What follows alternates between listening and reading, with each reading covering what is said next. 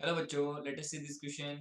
When a carpet is beaten with a stick, dust comes out of it. Explain. अगर हम किसी carpet को एक स्टिक से बीट करते हैं तो जो डस्ट पार्टिकल हैं, जो डस्ट है वो नीचे गिर जाता है। ऐसा क्यों होता है, एक्सप्लेन करना है हमें। देखिए, हम ये जानते हैं कि हमने एक कारपेट लिया और उसको हमने बीट करा, है ना, स्टिक से, तो उसमें डस्ट पार्टिकल नीचे क्यों आएंगे? बिकॉज ऑफ इनर्शिया की वजह से। अब इनर्शिया क्या होता है? इनर्शिया, जैसे अगर कोई ऑब्जेक्ट है, वो ऑब्जेक्ट या वो बॉडी है, वो अगर रेस्ट में है, वो किसमें है? रेस्ट में। तो वो ऑब्जेक्ट या बॉडी रेस्ट में ही रहेगा जब तक उस पर कोई एक्सटर्नल फोर्स एक्ट नहीं हो रहा। जब तक उस पर कोई एक्सटर्नल जो फोर्स ऑफ एक्ट नहीं हो रहा, तब तक वो ऑब्जेक्ट रेस्ट में ही रहेगा। ओके। और अगर कोई ऑब्जेक्ट क्या है, मोशन में है, तो वो मोशन में ही रहेगा जब तक उस पर कोई एक्सटर्नल फोर्स एक्ट नहीं हो रहा। और अगर कोई एक्सटर्नल फोर्स उस पर एक्ट होता है तो वो उसका क्या करता है?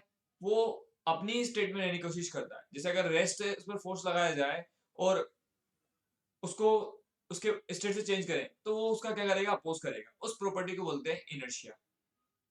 अब यहाँ पे क्या हो रहा है? यहाँ पे एक कारपेट है, इस कारपेट पे क्या कर रहे हैं? स्टिक से बीट कर रहे हैं। तो स्टिक, ये जैसे ये कारपेट हो गया, इस पर डस्ट पार्टिकल है, इस पर स्टिक से क्या करा? बीट करा गया, उसको पीटा गया। तो अब ये बने, ये इस पे स्टिक से बीट करा, तो बीट करने पर क्या होगा कि ये जो कारपेट है, ये कारपेट तो क्या है? मोशन में आ जाएगा।